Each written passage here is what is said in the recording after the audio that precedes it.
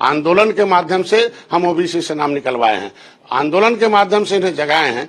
तो हम चाहते हैं कि अब लोकतांत्रिक ढंग से हम इन्हें बता रहा हूं कि आज के दिन में भारतीय जनता पार्टी में कुछ अधिकारी हैं और कुछ लोग हैं जो गलत मैसेज दे रहे हैं, जो उसमें रहने वाले भाजपा में हैं, हमारे समुदाय के जो कुछ नेता हैं वो झूठ बोलते हैं कि हम निषाद ऐसे दे देंगे, डॉक्टर से आरक्षण लागू हो गया तो डॉक्टर संजय हीरो हो जाएगा, डॉक्टर संजय परिवार निषाद पार्टी हीरो हो जाएगी, बड़ी हो जाएगी। अरे समाज हीरो हो जाएगा, समाज तो पहले भी हीरो था, अब जीरो बनाने वाले जीरो बना रहे। तो ये जो भारतीय जनता में रहने वाले जो कुछ नेता हैं वो गलत मैसेज गुमराह कर रहे हैं माननीय मुख्यमंत्री को, प्रधानमंत्री को, गृह मंत्री को, और वो वही लोग हैं जो 43 सीट हरवाए हैं। तो मैं नहीं चाहता हूं ऐसे लोग जो गुमराह कर रहे हैं उन्हें हटाया जा, जो भारतीय जनता पार्टी को 43 हराए उन्हें हटाया जा। और मालूम है एबीसी बूथ से जो मंडल अध्यक्ष थे, जो और लोग थे, जो जिला अध्यक्ष थे, घर से निकले नहीं, प्रचार नहीं करने के, गाड़ी लेगा चाय की दुकान बैठते थे। मेरे पास सब फुटेज वीडियोज है। हम कह रहे हैं आज के दिन में निश्चित रूप से कार्रवाई, मैं मित्र हूं, सही बात बताऊंगा।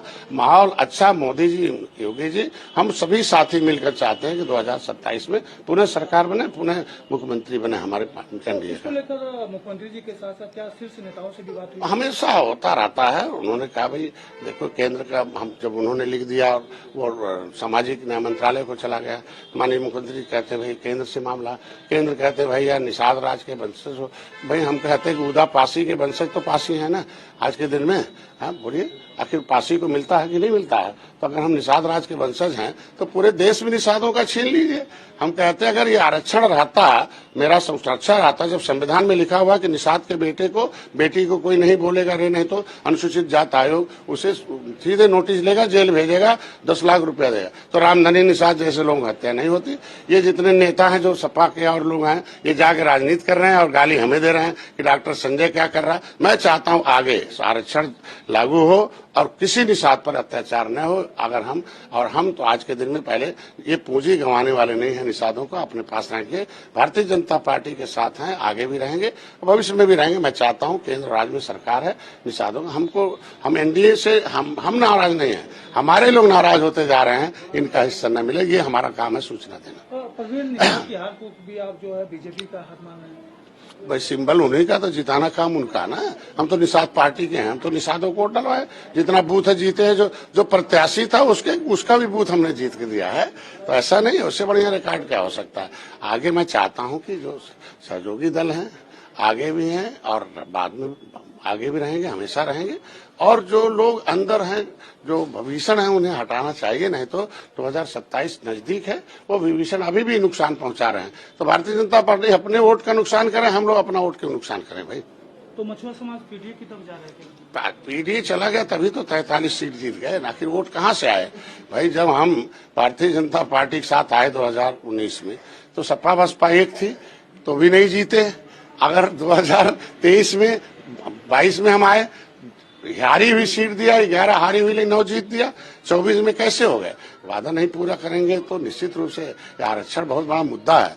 रामधनी निषाद जैसे लोगों की हत्या, हमारी बहू बेटियों को तमाम इज्जत लूट, रोज अखबार में छपता है एक निषाद की बेटी, ये तो अखबार में नहीं छपता ना कि एक दलित की बेटी का इस तरीके से हुआ, एक दलित बेटे का ऐसा हुआ। हम कहते हैं आज के दिन में दलित का नाम आते ही तुरंत अनुसूचित जात आयोग सक्रिय होता है। तो जब उसी में मझवार लिखा है, हम 61 में 19 सेक्टर में 70 लाख थे और इन बेईमानों ने हमारा नाम हटा के 7000 कर दिया, तो मारने वाले बेईमानों को तो हमने हटा दिया। तो कम से कम भारतीय जनता पार्टी रहम करे।